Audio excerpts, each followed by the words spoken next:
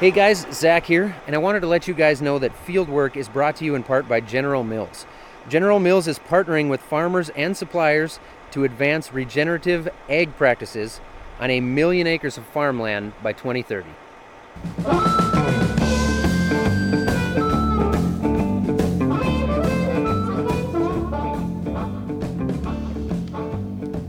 From Farmfest 2019. Hello, beautiful Morgan, Minnesota, not Morton. Not Morton. This is the Fieldwork Podcast.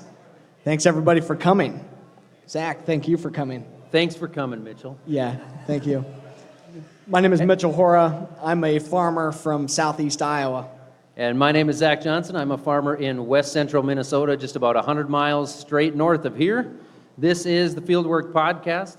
As we like to say, it's a show by farmers for farmers. Yeah, we're really excited to be here today and have just kind of an open-ended conversation like we like to have anyway on the podcast, but be able to be here with all of you guys too and take your questions and just have a fun conversation here today. We've got some of our most special guests that we've had on the podcast here with us today. We've got our fathers here with us, guys that we brought from our farms all the way here to talk with you guys today, have a little conversation about sustainable ag and some of the things that we've done on our own farms. Yeah, we brought in the big celebrity guests here for our last show of the first season of Fieldwork. So this is our final one. This show will be going into our normal podcast feed. And I wouldn't be doing my job if I didn't mention that if you're not subscribed to the podcast, you need to make sure you get subscribed. You bet. Huh? So for me, I've got an Android. I think Mitchell is an Apple guy. So he can explain that, but for me, I just go to the Google Play Store. I prefer to use Stitcher, but you can use whatever app you want to listen to your podcast and look up Fieldwork, hit the plus or the heart or whatever you need to hit and get subscribed. Yeah, and I use Apple Podcasts, so it's super easy that you can go on Apple Podcasts, search Fieldwork, and make sure that you subscribe. Like Zach said, we're wrapping up season 1 right now, and we do have plans that we are going to have a season 2 and keep this conversation going. It's super important to have this conversation about sustainable agriculture, communicate not only as farmers, but be able to communicate to the consumer as well, and really be able to tell our story, which is awesome. So be sure to follow along and subscribe to the podcast. As Mitchell said, we brought our dads in here today. So the purpose of the Fieldwork Podcast, what we love to do is talk about different types of farming, different practices, what you're using on your farm, what you've tried on your farm, maybe what's worked really well for you, what has not worked well for you, what you're trying to achieve, and how we go about that. So the theme of today's show is generational perspectives on sustainable ag. I want to take a quick poll and look. How many in the audience, just raise your hand, I'm not going to call on you for anything, but how many of you are over 50? Nobody up here is over 50? How about under 50? I see, it looks like we got a pretty young crowd here. That's great. A lot of people under the age of 50. I'm under 50, Zach. You're under 50. I am as well. You're much younger than me. All right, so what we're going to do is kind of start out with some questions for our dads and kind of get to hear their answers on those questions. And hopefully they won't drag us through the mud too badly. So, Dad, you can introduce yourself. Tell us a little bit about our farm down in Iowa. Okay, I'm Brian Hora, and we live in Washington County, Iowa, which is about 30 miles south of Iowa City, down in the southeast corner. We farm corn and soybeans. I've been there since 1985, farming full-time.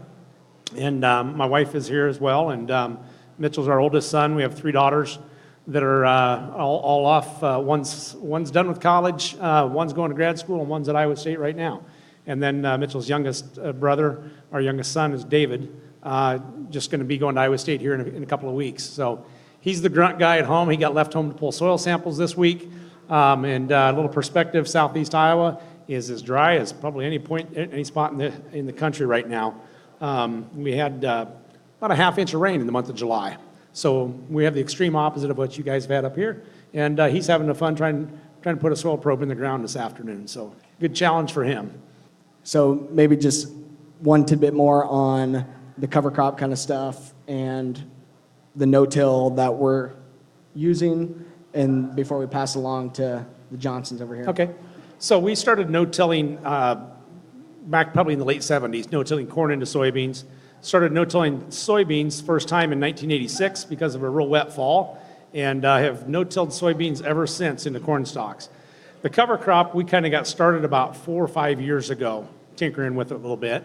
And this past year, last fall, we seeded almost every acre to cover crop. Most of it was wheat. Some of it was rye and some blends of some other things in with it as well. Those acres that are not cover crop right now are because there are trials where we are trying to just get a good check between what the changes are in soil health. So we've got some strips that are left to straight no-till. And with those blocks, Mitchell does a lot of testing for us, and we're monitoring soil health as much as we possibly can through soil testing. All right. Our farm, I'm fifth generation farmer, so great-great-grandpa came over from Sweden in the 1870s and homesteaded our farm where we still farm a lot of our stuff today. You want to fill in a little bit on our family farm history? Okay, I'm Nathan Johnson, Zach's dad. We farm at Lowry, Minnesota, about 100 miles straight north of here. And we grow corn and soybeans. I actually grew up in southern Minnesota down at Jackson. And my grandfather still had land up at Lowry, Minnesota. So in 1982, well, I got married in 81, and 82 we went up there and started farming. And so we farmed there since then. Yeah, and we farm, it's mostly all heavy clay soils, I would call it. So our farm is in a completely different area than the Hora's farm, and that's where Mitchell and I get to talk back and forth on a lot of the success that he's seen implementing different practices and a lot of the failures that we've seen with trying some of that. So, I mean, you've tried some no-till stuff. We have a little bit of experience trying cover crops without any success to this point. But, I mean, what's your history a little bit on some of the no-till stuff you've seen in the past? Well, we actually started trying to no-till in the probably mid-'80s. We had a number of wet years where the tillage didn't get done in the fall. Then we'd come back in the spring and try to do different things with the corn stalks, and they were hard to work with. So we did no-till as much as we could. The trouble we run into, we got heavy wet ground, and we're far enough north, I think, where the temperature stays cool, so the ground never dries. You know, I think in May, on the average month of May, you get about 15 days that are suitable for field work. Well, we have fields that take 4, 5, 6 days of sun to dry out, and it's hard to get a stretch like that where we can actually get back in. And we might have one day through the whole month of May where 1 or 2 fields are dry enough. We do have some fields that we actually have no-tilled a number of times, some lighter ground and some hills, and that actually has worked pretty good. Through the 90s, we no-tilled a couple different fields. We no-tilled quite a bit. We'd leave the corn stalks and no-till the beans in there, and that worked on them. But overall, it's been really tough for us to do any no-till. I think probably 20% of our ground would work pretty good, maybe 30, but the rest it's just pretty heavy and wet. It doesn't dry. We just don't have enough lighter ground, it seems, to fit a full no-till operation into our operation. It just doesn't seem to fit a lot of it.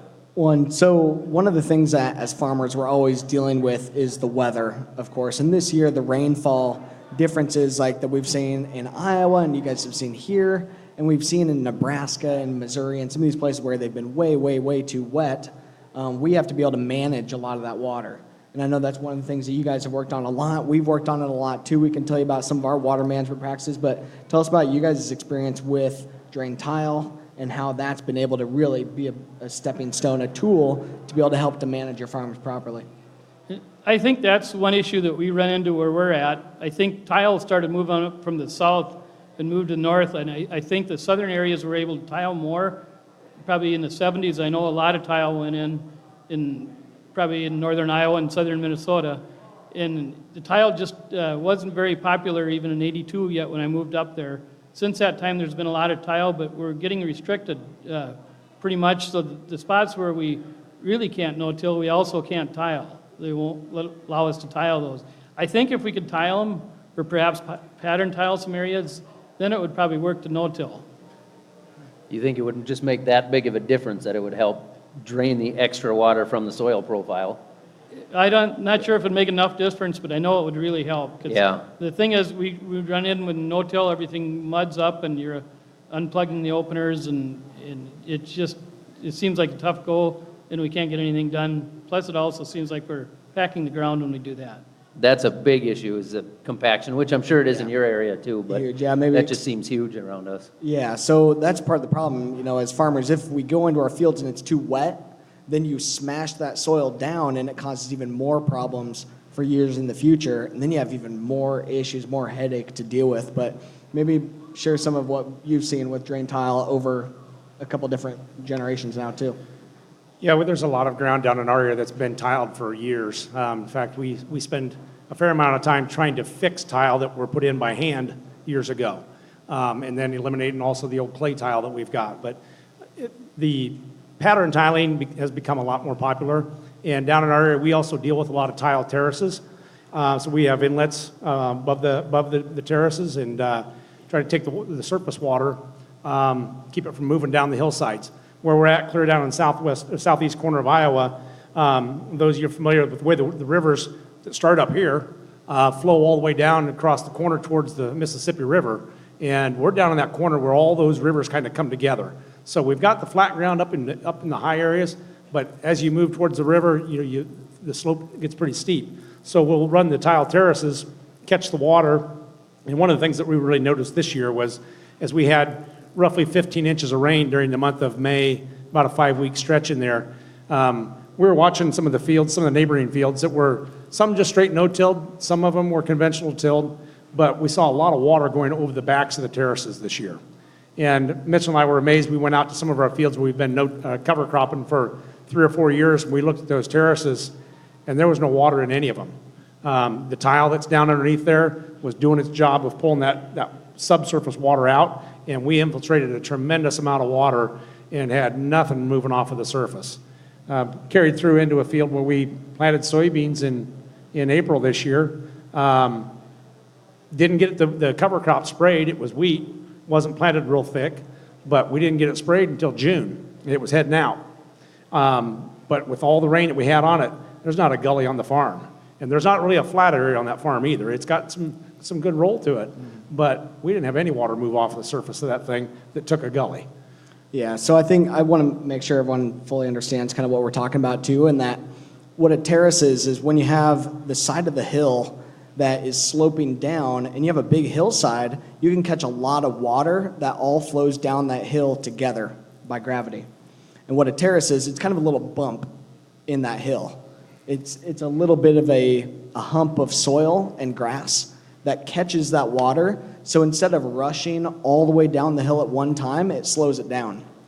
But what we were able to see on our farm was we're able to infiltrate a lot more water too, because we have some of that subsurface drainage internally and now soil structure due to our cover crops and living roots and diversity, that we're able to get that water to infiltrate down in. But it takes the right kind of soils and some time. That definitely doesn't happen all at once.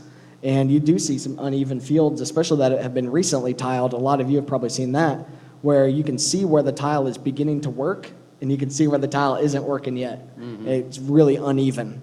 So it does definitely take a process, when you're implementing new practices, that takes some time to move that soil and get it to work better.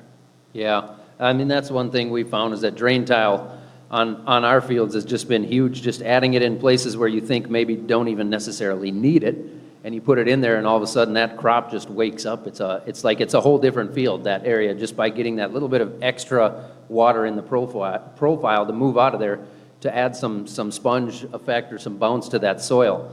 So I'm gonna shift gears here just a little bit. I want to hear some answers from our dads a little bit when it comes to farming.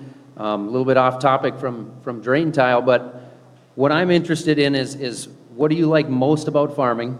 And then kind of in the same question, what has been your biggest challenge? Well, I guess for myself, I probably like running the equipment the most of farming. That's probably why I got into it. I always I'm a gearhead and I enjoy driving everything. So I always enjoyed working around the equipment and working with the equipment. And I also enjoy the management and the freedom that you get farming. Put in a lot of hours spring and fall and summer, but you also can kind of set your own hours and take some time off. Yeah. And as far as challenges, well, I think I mentioned I moved up there in '82 and started farming by myself then. And the whole '80s were quite a challenge. I think probably a few people in here went through that too. The '80s were a tough time. I moved up there and had a young family and took on some debt. And there were a lot of sleepless nights worrying if a guy would get through it. But in the long run, I actually think it probably was good for me to see some of that, learn some of the things that I did learn. It also actually probably put me on a level playing field with some of the neighbors that had been farming for years. And now all of a sudden, we all had just as much money. We were all broke. Well, for me, I think one of the biggest challenges has been trying to figure out what the right thing to do is each and every time you make a decision. And it's gotten more complicated as I've gotten older. I thought it was going to get easier. You know, we do the same thing every year. We plant corn and beans. Well, no, we don't do the same thing every year. But that's the most exciting part of it to me is there are so many new things that we can try now. We've been no-tilling, like I said, for quite a few years. Now with this cover crop, we've added in a whole new mix of things. I was thinking about this earlier today, how many different products that we tried this year and trials that we have on our farm. And it's somewhere between 20 and 25 brand new products. They're not chemicals. Some of them are fertilizers, some micronutrients, but a lot of biological things, fertilizer additives go into the herbicides, bacterias, and the whole gamut. But we've got trials everywhere, which is, to me, is really, really exciting. And it keeps things exciting because I don't know what's going to happen in the future, which one's going to stick, which one's going to be the best. But that's really what makes it a lot of fun. And not only with the products, but this year I was trying to think how many different trials of no-till / cover crop things we have going on. It's 8 or 10 different things on the farm. Between the 60-inch row corn, relay cropped wheat and soybeans, a number of things. It makes things really exciting.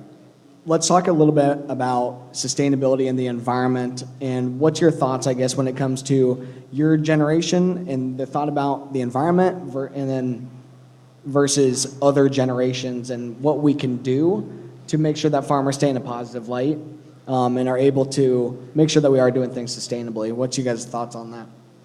I would question that and say, what's your ideas on what you think on how I would think about that?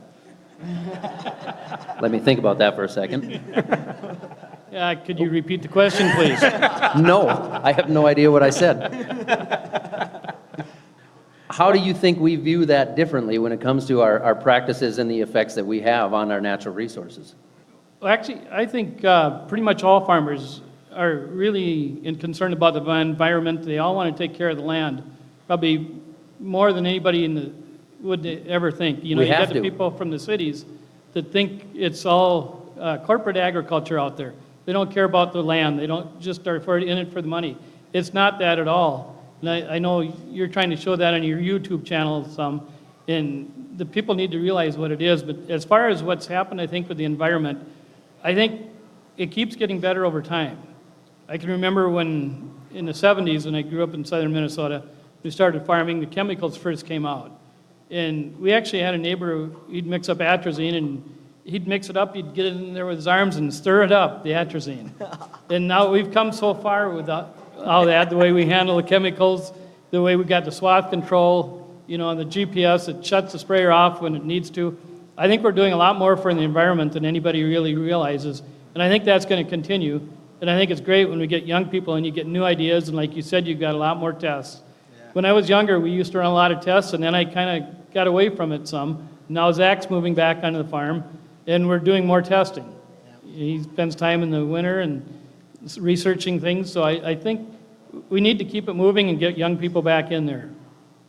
Yeah, it's funny. I didn't realize Nate and I grew up with the same neighbor mixing that atrazine, because I think our guys did the same thing. We really did live close together. But farmers have always been conscious of the environment. I mean, that farm ground and that water that's out there is something that we rely on every year.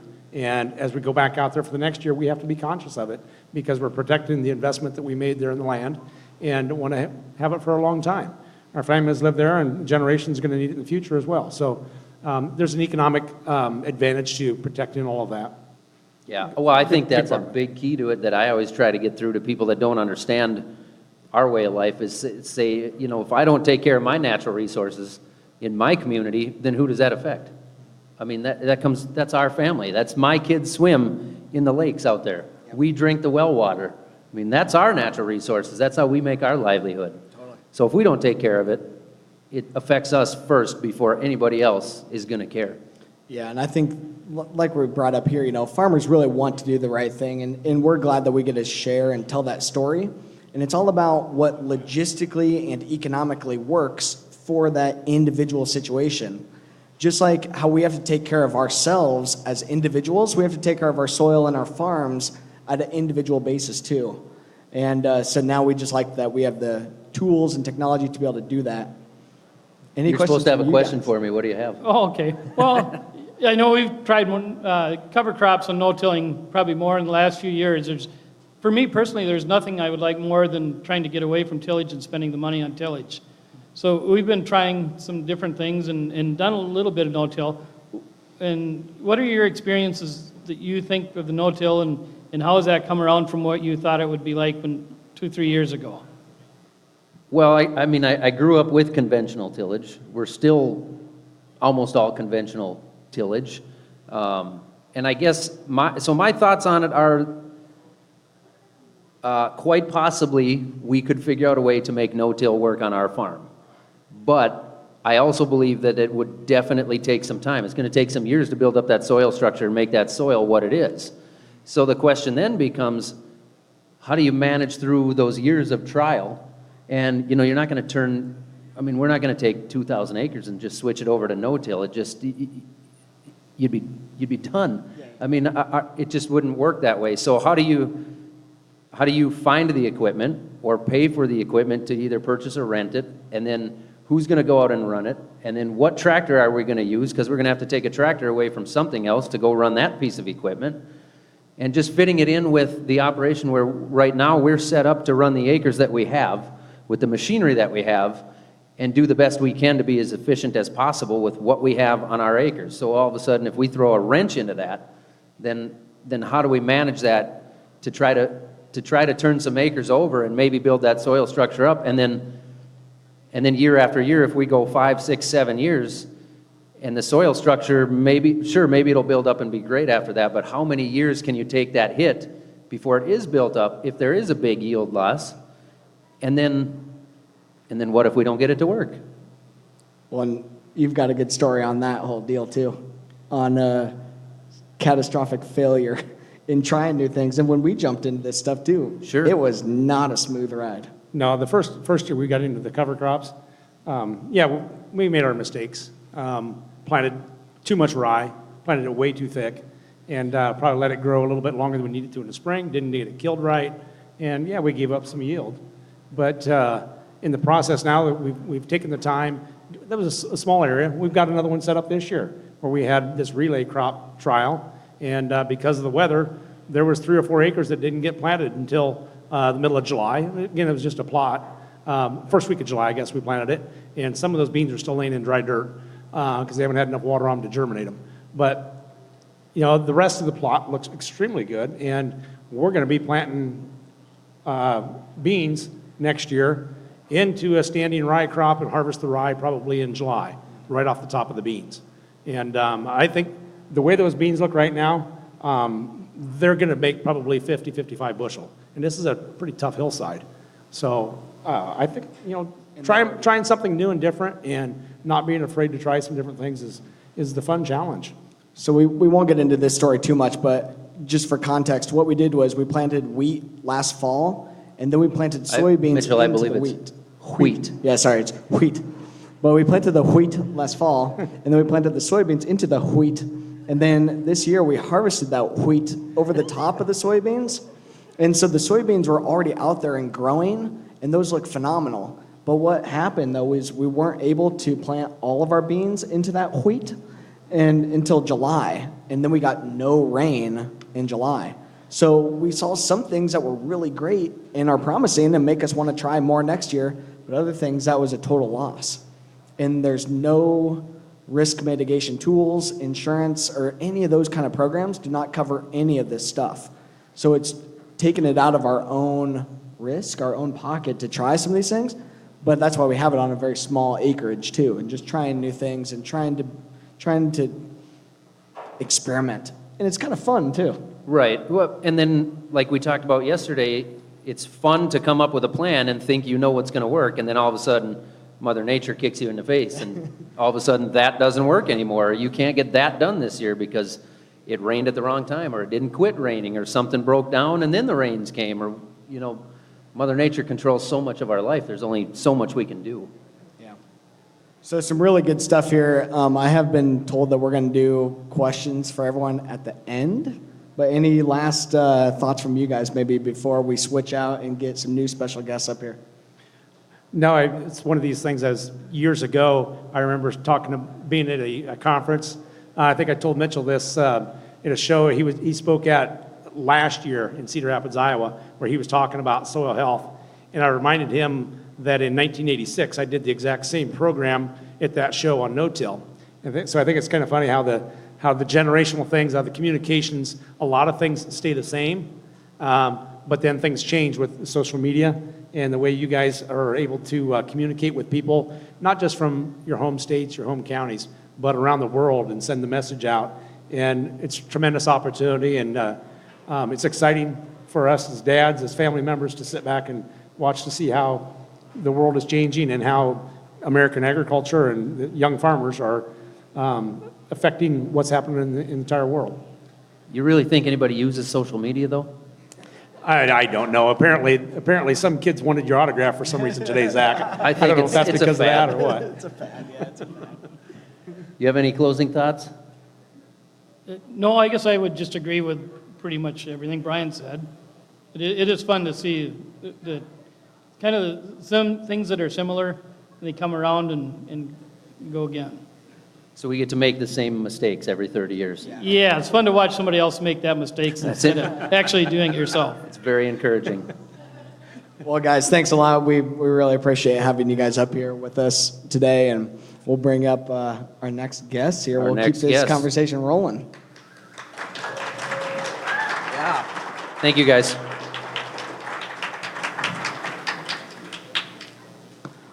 All right. Well, next we're going to keep this conversation going about sustainability. We got a couple new guests coming up with us. We have a script, and Zach and I are really bad at following scripts, but We really hate scripts, we don't want to screw this up. but I need one, or yeah, we the need train comes off the rails. Yeah, it's bad. So Cody Nelson and Jodi DeJong-Hughes are going to come up, and we'll just let them introduce themselves so we don't screw it up even more than what we would probably do anyway. So, Jodi, why don't we'll let you go first. Okay. Tell us who Well- you are. Well, you said my name right, so that's bonus. It's not Jodi DeJong-Hughes. It's Jodi DeJong-Hughes. And I'm with the University of Minnesota Extension, and I work out of the Wilmer office, and I help farmers try to reduce tillage and work on compaction, kind of the physical sides of soil. And I'm Cody Nelson. I'm the owner of Soil RX Incorporated. We're a crop consulting company where we help farms excuse me, incorporate other soil health principles and cover crops on their operations. We actually work in Iowa, Wisconsin, Minnesota, and South Dakota. All right, Jodi and Cody, thank you for joining us here today on the Fieldwork Podcast. What we want to do now is kind of open some things up to the audience and some viewers on Facebook. We are on Facebook Live right now, too, so we're going to open... Yeah, you didn't know that? I didn't know we were on Facebook Live. Now the pressure's on. This is awesome. Yeah, so if anybody's watching out there on Facebook, we're going to open it up to questions. We've got Todd down here. Yeah. And Amy over here. They got microphones. If we've got questions from the audience, we've got Jodi and Cody up here to kind of help us facilitate those questions and figure out what the answers are supposed to be. Yeah. Mitchell and I are just the pretty faces. Yeah, we're just in the middle. We're just going to repeat everything that sounds good. We're going to be like, yeah, that sounds good. All right, Amy's got one. How does like all the high-tech gear and all the tractors and equipment help with the farming compared to the old tech stuff with no like cameras or any of that stuff to see what's going on when you use your planters or cultivators? Zach still uses a horse and buggy on his farm. Yes, that's right. I'm just kidding. I saw that YouTube video, I think. Who wants to Yeah, go? Jodi, what do you think about all the technology and how that's helping us to be able to change some of these things up? Well, I know farmers who say you don't need that, and then there's other ones that say you can't live without it. They now have variable intensity tillage, So if you're going over a hill, you can lighten up your tillage, and as you go down the hill, you can deepen it up again. I think it's great for nutrients to be able to put them on based on what your soil actually needs. And same with, like your dad said about having the sprayer so it shuts off when it goes over waterways, and some of that has been phenomenal. That's been great.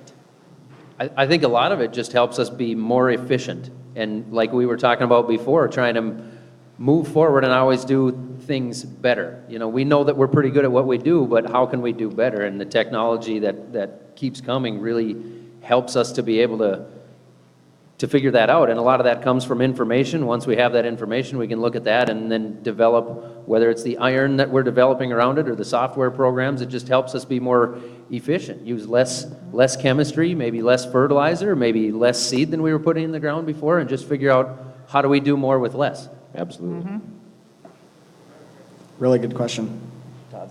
Yeah, Zach, you and your dad talked about some of the challenges on implementing no-till and cover crops. I wonder with Cody and Jodi up there if they can offer some first step tips to help you move in that direction if that's the way you'd like to go. With farmers, one, I say start small, and you're doing that. You try it on a few acres at a time. You don't turn 2,000 acres into no-till. The other thing is going into no-till has a learning curve, and so getting people who understand no-till and that you can talk to them and have a mentor is a huge thing to be able to talk these situations out, because like you said, you plan these things and then Mother Nature changes them. The other thing is a lot of farmers we're talking no-till, and that is extreme from where you were before. So if you break down all that structure and it takes a while for your soil to build up, you're going to have some problems out there. So why not just reduce tillage? If you reduce the passes, reduce the aggressiveness, or reduce the depth of tillage, start that way first. Start, making a lighter footprint on the soil and get used to it, instead of just going straight to no-till. Yes. So your dad said he tried no-till 20, 30 years ago and it didn't work very good. And one thing that we do have now that we didn't have then, or we didn't understand how cover crops help make the transition to no-till work a lot better. And especially in your area with those heavy wet soils that cool, they're later to warm up in the spring. That's when we got to have a cover that comes in the spring and grows and utilizes that excess moisture. Jodi talked about finding somebody that you can learn from. And the key is to find somebody local. You can't go, you two aren't going to learn too much from each other on each other's farms because there's such a drastic difference. But there's several farms within 30 miles there. There's farms all over the place that are incorporating cover crops and no-till or reduced till, and you have to earn the right. I think you hit it right earlier. You have to earn the right to be able to truly no-till. And it was probably easier for the Horas to go to no-till where they're at than it was for you. So it's going to take you longer for sure. But there's certain things that work. We always used to say start small, but there's certain things that we know are working really, really well. For instance, planting soybeans green into rye works really, really well. It's all over the place. It's more about how we manage that, if it's really wet, we want to let them grow. If it's really dry, we want to terminate them earlier. But there's certain things that work, and those things I think we need to take off and run with them, and then the crazy stuff we need to start small. Amy's got a question down here. You say plant green into rye like that isn't crazy stuff. Oh, where I'm from, that's crazy stuff. I'll take you out next spring. We'll show you. Thanks. Lee Tesdell, Slater, Iowa. Really appreciate your show, guys. So, sorry for a tough question, but you knew one had to come, right? So, industrial grain production in the upper Midwest operates in this, what we call leaky system. We have drainage tile, and we have annual crops, right? Before your ancestors came from Sweden and mine came from Norway and Germany, we had perennial crops we had perennial plants on the land and no drainage tile. Well, we've turned that around. We have annual crops and we have drainage. So industrial grain production concentrates on corn and soybeans. The scientists are telling us that the water quality in Iowa is actually getting worse, not better. So you guys have certain goals. You got to make your payments. I understand all that. And you absolutely do care about the environment. There's no doubt in my mind, just like I do on my farm. So where do we go from here? Our water quality is declining. And it's not just because some of it comes from Lake Chetek and what, that's okay. Where do we go from here? I mean, it's a tough question, I understand. This is actually, I think we should definitely hit on this again when our dads are back. Maybe we can get our dads back up here later and ask why corn and soybeans.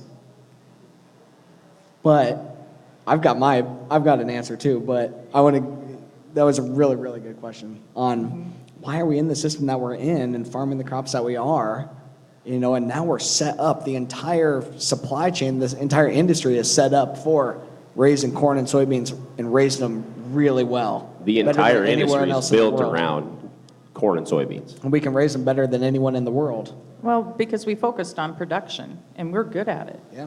I mean, and now we know more. Some farmers are like, are you telling me that I did it wrong all these years? It's like, no. The biology of the soil is so new to us. Only 1% of all the bacteria in the soil can be grown in a laboratory. We have no idea what all this stuff can do. So we're just learning, we're just looking at things a new way. It's not just production oriented anymore.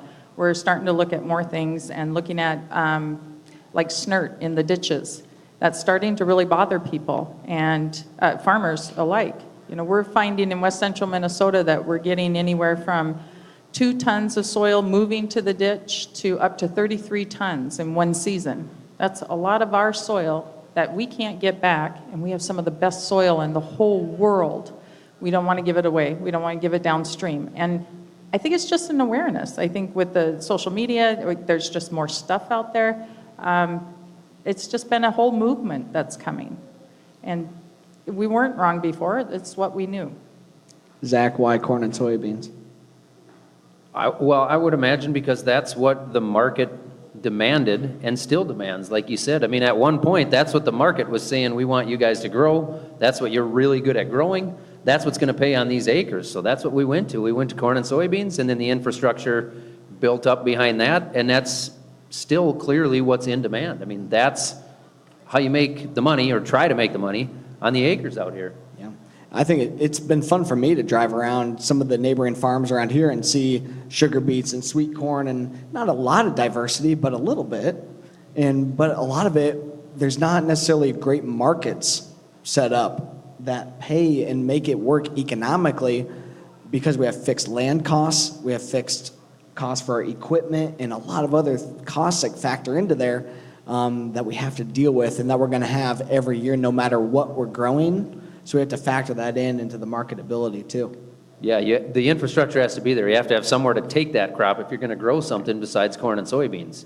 And if you're going to go a long ways, you have to make sure that crop's going to pay you to do that. How well is corn and soybeans paying right now? Not that great. How well is anything paying right now? No, exactly, that's right. Okay, my question is what is the biggest hurdle for somebody to make this step to the new system? And is there an age where those that are above this age don't want to jump that hurdle? Do you see a difference of the age group? And what is that hurdle? I'd like to touch on that one. So I see 2 different groups that are really, really more willing to make that change. And I see the older group who remember when dad or grandpa used to do that. And then I see the younger, innovative group that really want to get after it and are kind of tired of doing the same thing that they've always done. So it's the middle group that's really tough. And, it's a lot of your dads aren't very old. Oh, thank God. You don't have to pay me for that. So anyways, I'm that age too, so. Jodi, you're not very old either. Oh, thanks. So, but that group is definitely the more challenging group to talk about soil health stuff with. But when you start talking to that next generation, Jim, you're one of the few in that age group that's really, really easy to talk cover crops and soil health with. So, but that gets to be the biggest issue, that age gap. It's all about, do I remember when Grandpa did it, or are we innovative and new and want to try something different and change the farm? Every generation wants to make their own step on their farm.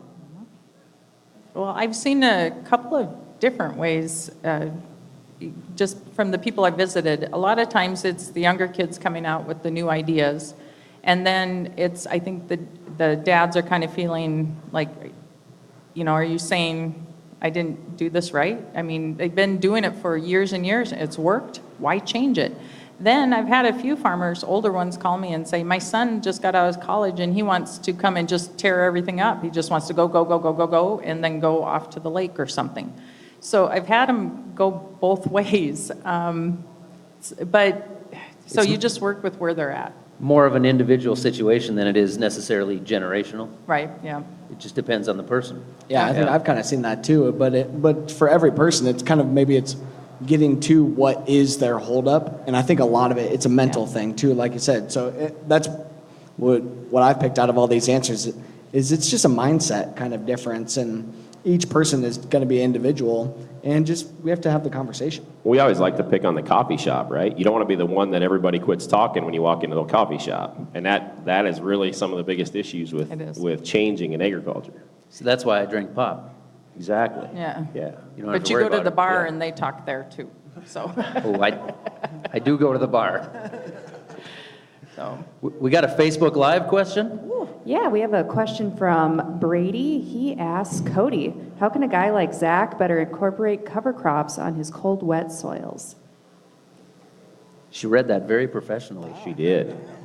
So how can we help Zach incorporate cover crops on his cold, wet soils? First off, it would really help if we could add another crop to the rotation. You know, if we could add wheat or barley or another small grain. I believe it's wheat. Can I try Thank you. Wheat? Thank you. Yeah. So anyways, that would be the easy one. There are several different options that we could do. The first one would be, the simple one would be just plant winter rye after you harvest the corn. Winter rye will germinate in 34-degree soil. It'll start growing again when the soil hits 38 degrees. We may not see a lot of growth in the fall. We may not see any growth at all in the fall, but we will see growth in the spring. And then just like Mitchell says, they'll plant beans directly into that green, which I know is crazy talk. Crazy talk. It's not really, though. It's working really good. So that brings a lot of really good benefits. Do you have any white mold issues on your farm? Absolutely, yeah. So, That's a big part of the reason why we plant 30-inch rows. Yeah, exactly. So what happens then when you let that rye grow up and you plant the beans into the rye, let the rye grow up, and then we terminate that rye, whether we roll it or whether, most likely we're going to use a herbicide to terminate that rye, then that's going to lay down flat. It's going to help protect the soil. And when we get these heavy rainfalls that we've been experiencing, now we don't have those white mold spores bouncing back up on the soil, onto the lesion of the soybeans, and that's really going to help reduce your white mold counts in your soybeans. So that's going to be one easy way, and that one doesn't take. Me and Mitchell were talking earlier about planters and how you need probably at some point in time would need to update your planter if you were going to go to no-till, correct? Yeah, if you were going to do a full transfer over, probably. Yep. But in that system, with your soil, it's still going to be somewhat mellow enough with that rye that with that air down pressure that you do have, that would most likely work really well. I would not try and do a whole bunch of corn no-till that way, but I would absolutely try the soybeans. So I've got to play devil's advocate a little bit because that's my job up here. Absolutely. So if I'm going to plant winter rye down, I would probably do it by having it spread, and then I'd run it in with a light tillage pass, maybe like a Pro Till or something like that, because we traditionally run a deep ripper over our corn stalk. So we would have to find a high-speed disc or like a Pro Till style of thing to try and chop up the residue, get the corn stalks worked in, but also not bury that cover crop too deep. So I would want to do that as early as possible, because a big advantage that I see to something like rye would be the winter erosion with the wind. Yep. And if we don't get that snow cover, the wind erosion that we can get, and trying to prevent that snert in the road ditches. So I would want to try and get a little bit of growth with that rye. Whether I get it or not, then I'm going to move on to my next thing, which would be in the spring. You get a spring like we had this year. We've got warm temps and tons of rain. I mean, how tall is that rye going to be by the time I can get out there on something, if I can drive on it? Because I've got conflicting stuff coming at me saying, well, cover crops will help with evapotranspiration and the soil will be drier. And then I got the next person telling me, well, we switched to cover crops and it's great because it holds all the moisture in. Yeah, so that's where cover crops aren't really cover crops, right? It all depends on what type of cover crops we're talking about. So certain cover crops are going to be good at certain things. Others are going to be good at others. There's not just one perfect, easy way to do this? No, we don't do just cash crops. So we work with several different farms, and there's not two farms that do the exact same thing. And that's the same whether you're conventional, sustainable, regenerative, whatever label you want to put on any of these farms, there's not two farms alike. There's Right. nobody that farms exactly like you do. Yep, everybody's And- got a different situation and a different impression on how to do something, whatever works for them. Exactly, and not everybody's right, not everybody's wrong, you know, but they're, in that situation, you know, to call out your devil's advocate, the moisture, let's touch on that first. So winter rye uses about an inch of rain a day throughout the month of May. So it's soaking up a lot of moisture. Now, I know even this year, with this kind of rain, you can't soak up all that rain. I mean, there was a lot of water, but it didn't really help whether we had rye or whether it was worked ground. There was issues all over the place, but we were still using a lot. But what rye really does more than anything is it puts roots down below the ground, and it's almost like you're putting re-rod in the soil and gives you that ability to carry over that root structure. And that's really what's going to help you as much as anything. That's going to be your first step in that corn soybean rotation in those cool, wet soils, Brady. So he's your neighbor too, I think. Well, neighbors like within 30 miles. Oh, that's close Well, enough, yeah. and also with cover crops, it depends what your goal is. Is your goal to have winter cover? Is your goal to break up compaction? Is, you know, to graze cattle? So you'll use different things for different ones. And I kind of have farmers start with cover crops and like the V4 stage of corn, because it's not going to be competitive and it will, you know, live under the canopy for a while. And then when you harvest, then you get your cover crop coming up, and nice, then you get the winter cover too. And then the other big thing is everybody could reduce tillage, unless you're no-till. You can reduce your tillage and save you $20, $25 a pass, either by the depth, the aggressiveness, or how many passes you make. And you'll see a direct benefit in that you have standing stalks. That is like straws wicking water straight into the soil. So you can start on different avenues. With no-till, though, I would promote doing that with cover crops. It helps the system get up and going faster. Amy's got a question. Yeah, my question is, what is the reasoning for switching to all this like no-till or cover crops? Is it the potential income in years to come, or is it the long-term effects on the environment? That is a heck of a question. That's my favorite one. I love that. Jody. Oh, so- yes. No. To build up the soil, what it will do is help water infiltrate quicker into your soil. The more you do tillage, the more you physically break apart the soil, and so then you end up with water infiltration problems. You end up with crusting. You know, your plants can't swim very long, and you get the ponding, and they sit there in water.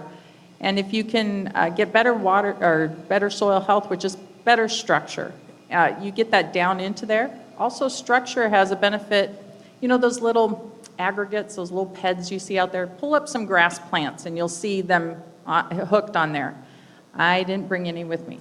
And if you have those, they act like miniature columns in the soil that help hold up the weight of equipment. The more tillage you do, the more you break apart that structure, the deeper you're going to sink. So if you look at your rut level, it's usually to the depth of your tillage. And also when we make soil pits out there, we never make them bigger than your tractor. Because what happens in the spring when it's wet? If you don't think structure's important, drive over that and see what happens. So it's to build structure, better water infiltration, keep erosion down big time. That's my biggest one, is just whatever you do to help erosion will help your soil. My initial thoughts on this question is we have to be able to make this pay in the short term and in the long term. So that's why we baby into it a little bit, and that's why we're kind of careful, and that's why we work off of other people. And we've had a lot of success in using data to help us to make better decisions in the short term. But what I think in the long term is we know that we do have to continuously improve. We always have to. But what we want to make sure we do is we improve fast enough that we don't get regulated into having to do certain things. And in Minnesota, you guys have already seen a lot of regulations come too. Well, so that's my thoughts on it. You guys are the solution. You know, you can make this happen. And just a little plug, down below is some tillage guides that we have 15 years of research in Minnesota and North Dakota, looking at reduced tillage and strip till, chisel plow, vertical till, that type of thing. And what we're seeing is for beans, it's kind of a no-brainer. They just really don't care. They're the darlings out there. They'll take anything. And then for corn, it is a little pickier, but then we can back into it. I mean, we can slowly get into it. The other thing that's down there is the Conservation Tillage Conference postcard, and it's a great way to just meet other farmers who are doing it. And what has really changed for me in the last 20 years is before farmers wouldn't share. They would say to each other, why should I tell them what I do for weed management when it took me a lot of hard work to do this and I'm just giving it away? But for when it came to soil health, farmers are sharing a lot. And like you said, there's not one solution for every farmer out there. But it makes it fun. It makes farming fun again. It's not just plant, spray, harvest, till. Plant, spray, harvest, till. It's now you get to think outside the box. I'd like to touch on the profit side of this. If it's not profitable, this is not sustainable. We have to maintain profit in order to make this work. So we can't look at an extra, let's just say we spend $20 or $15 on a cover crop. It could be 10, it could be 8, it could be 25. But if that plus the additional planting costs, we have to eliminate those added costs somewhere else. We have to take that away. So a lot of times in our area here, we're going to eliminate some tillage costs in order to pay for that cover crop cost. By utilizing those cover crops, we can maintain our yields. I'm not saying we're going to get a bunch of big yield bumps, but if we can maintain our yields, reduce our tillage, and increase our net profit just by a tick, and then we get all the long-term benefits as a plus. And they got to be a plus. Those long-term benefits have to be an added plus. So we're chasing a unicorn. I like unicorns. That sounds good. No, you're right though, because we always take a lot of pride in the family farms and doing what we do. And the fact of the matter is that for the family farm to be there, it has to be profitable, right? You have to pay the bills in order, it's just a part of it. And farmers should be able to make money just like everybody else does at their job. So it's a long-term and a short-term thing. And I think that is part of my thought process on this too, is to make sure that any policy that is implemented or any of this push that we are aiming for, make sure that it actually accomplishes the goal at hand, which is to improve our environmental impact, but make sure that we are helping farm families to be resilient too. Mm-hmm. And if we run all the small family farms out of business also, then I think we're doing even more harm than good. Todd? Probably more of a comment than a question, but back to Zach's cold soil. I challenge everybody. We're in Minnesota here, northern end of the Corn Belt, and everybody's got the mindset, make it black so it warms up in the spring. Plant that winter rye on a half an acre, and then take your soil temperature probe and test your soil temperature where you got that green plant bringing the energy from the sun and warming up the soil versus the black soil. I've done it. It amazed me. I challenge it. Anybody. Thank you. Yeah. And I also add for the tillage guide, we also have the soil temperatures down to 2 feet underneath different tillage systems, and we have the temps and the moistures. So you can see that, strip till warms up as well as chisel plow. And it also keeps cooler underneath the residue, so you have that moisture for later on. But building structure, I think, is key to making things warmer.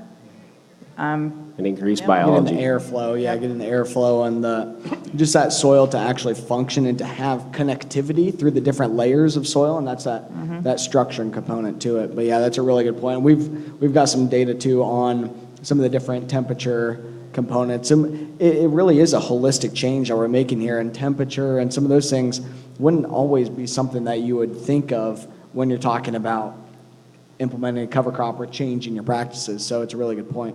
One thing we're seeing a lot of things happen that shouldn't have happened. That we were trained for years to believe that couldn't work, and that's one of those points is that by not, we thought we had to have it black to get it to warm up, and with all this stuff going on, we're finding out all these things. Mitchell's finding out we can grow 60-inch corn down in Iowa, and we can do it here too. So let's maybe we bring our dads back up here too. If there's any other questions for them, we definitely want to get them brought back in here. It's been a really fast session, but I think we've got a couple more minutes for as long as you guys have questions, and obviously we'll keep the conversation going. Just kind of reach out for final think- questions from the audience. Todd has one back there. Well, this is for anybody but Jodi, because I know she's a little bit different than the rest of you. But you talked about policy, you talked about knowledge, you talked about profit. Do you have any suggestions about how the government, with its programs, can actually work in those two areas or either of those areas to help accelerate some of the things you're already trying to do, maybe more on your own? We've got data like we've never seen before, but that's your data or your producer's data or the advisor's data. And so any ideas about how to make that go better, we'd love to hear them. Any thoughts on that? Was it how to, policy changes? More about you talk about profit, so do we need financial assistance to make these things viable? We need producers and their agents to have information to know how to do it. You talked about every farm is different. Well, the NRC, even just 5 years ago, I felt like I was kind of doing this myself. But in the past 5 years, it's been phenomenal how many people are getting trained in improving soil health. And one of them is the Soil and Water and NRCS. And they do have programs to help out, and they're all getting trained on this. Now, if you don't like the one in your county, go to the county over. But they really, it's been phenomenal what they're doing. And to me, it's not a long-term issue on the money. It's that short-term transition time for your soil to get up and going and get the structure built. That's where I think farmers need the most help. And then they kind of got under the belt and they can keep working on other things and have more confidence. So the Soil and Water NRCS have many, many programs that I didn't even realize how many they had. There's hundreds, actually, of different programs. So look up one that you think works the best and tell your NRCS person, I want that one. I'll follow up a little bit on that. One of the challenges that we have with that and with the incentives that we can receive, that farmers can utilize, is a lot of those have limits on them. And they're very good for first time around. Here it is, 25 bucks an acre, try cover crops, 160 acres, and next year, if you want to do it again, you're going to get money, but you're not going to get as much. And here's the one program on how to do it. Plant a bushel of the acre of rye. Well, farmers don't like to be told how to do things. They want to experiment. So there needs to be more flexibility in some of those programs. And I think that's one of the biggest challenges is the flexibility and also not limiting. I understand the process of trying to want to spread the money over a lot of acres, but don't have that disincentive that second year by cutting back, because those farmers, first year is the toughest year. It's 2, 3, 4 years down the road where you really can start to see the benefits, and the program's got to be put together well enough so that they incentivize a long-term commitment to it. And that also goes towards the crop insurance. Right now, there's a lot of restrictions on our crop insurance that, especially planting green, letting this cover crop grow to full maturity. Our crop insurance doesn't like that. And so we have to be able to make some adjustments, because those systems work, and they work really, really well. But those regulations, whether it be government regulation, crop insurance, whatever it may be, need to have a little more flexibility built into it, because, like I stated up here earlier, not all of us are going to farm the same way. Farmers are all going to do some things different. So what I hear on that too, and I think to lead into final takeaways on a lot of this stuff too, is it's just allowing farmers to be innovative. And the whole point of, I think, a lot of these cost share programs is to help farmers to learn and to try something new. But if you're restricting, it kind of defeats the purpose of helping farmers to try to be innovative, I think is what we're getting at here. So I thought that was a really good point on that. This is a conversation that we need to continue to have with our policymakers and continue on from here, and glad that we can do it and share that with you all here today. What's your final, any other final kind of thoughts, final takeaways? Yeah, we definitely want to hear. What's your thoughts on the policy side too? Well, I think just having the shows like this, it's good to incentive. It brings things up. 5 years ago in my area, farmers wouldn't have even known what a cover crop is. Now there's been a lot of talk about it. We've got some neighbors 20 miles away that we've watched they'll harvest edible beans and plant a cover crop. That looks good. I'm pretty sure we're going to be trying some of it. We will start out slow, probably not 1 or 5 acres, but maybe 40, 50 acres or something, and try it and see how it goes. And I think if it gets in the neighborhood, you'll see more people trying it. We have actually tried planting a cover crop and standing corn probably for the last 3 years. I think we're doing it too late. We didn't know what we're doing. We fly it on, seed on with an airplane. We've got a guy, landlord that feeds cattle. He would like to see a cover crop in there, and we've tried along with him, but we just can't get anything established. And we'll keep trying things, but I think some of it is too late. The ground's cold and shaded. To plant a cover crop after we harvest corn up north, it's pretty late. Last year we were harvesting corn on frozen ground and doing the tillage right at the end. So some years it'll work, but I think if we can get cover crop in there, it's good. And even at Farmfest, we probably wouldn't have had a show like this 10 years ago or 5 years ago. Or last year too, maybe. Yep. All right, I think we're getting down here. We're going to have to wrap up here. So I want to thank everybody for coming. We got Jodi DeJong-Hughes of the university and Cody Nelson of Soil RX. This is the end of season 1. Yeah, the end of season 1. Listen to that round of applause. We made it. Yeah. I'm part of the finale. Jodi was on the first episode and the last episode, I think. Awesome. And I didn't even get killed off. That's cool. Yeah. We want to thank our dads for being on here, too. That's pretty special for us to be able to have this conversation with them, I think, also. And yeah. Yep. And just a reminder that if you haven't subscribed, I need to tell you, you need to subscribe. So shame on you if you have not yet. You can find us on Twitter, Facebook, and now Instagram at Fieldwork Talk. I'm pretty excited we're on Instagram now. Go ahead and rate the show on Apple Podcasts or wherever you get your podcasts. Thanks to all the people who support Fieldwork and make it possible. Oh, man. Now you better open that script up, Mitchell. I need my script for the credits. All right, here we go. Annie Baxter, Amy Scotchless-Cole, Todd Melby, Lauren Humpert, Dan Ackerman, Laura Dougherty, Kristen Schmidt, and Renee Kossman. Thanks to American Public Media, audio engineering staff for all their help, especially Veronica Rodriguez, and Michael Osborne, who are here with us at Farmfest. Thanks, you guys. Thanks to Johnny Vince Evans for a great Fieldwork theme song. We're so official we have a theme song. I just can't get over that. We do, yeah. And we did get our helicopters, too. Yeah, we got helicopters. They don't really take us anywhere, and my son flew mine into the pool last week, but we did get our helicopters. And of course, we are grateful to Amy Latessa and Kent Teesey from Idea Ag for their help making this show happen today. And thanks again to our guests, especially our dads, and the great audience here. Thank you to Jodi and Cody, everybody that made this happen. Thanks, everybody. Thank you.